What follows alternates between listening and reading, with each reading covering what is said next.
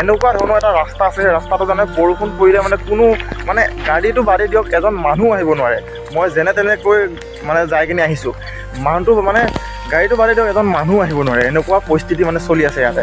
মানে এনেকুৱা ৰাস্তা আজিৰ দিনতো যে আছে, মই মানে ভাবি পাৰ পোৱা নাই। আৰু আপোনালোকে ক'ত আছে ৰাস্তাটো কৈছোঁ, নখন্দা আৰু নখন্দা গাঁৱৰ এই ৰাস্তা হয়।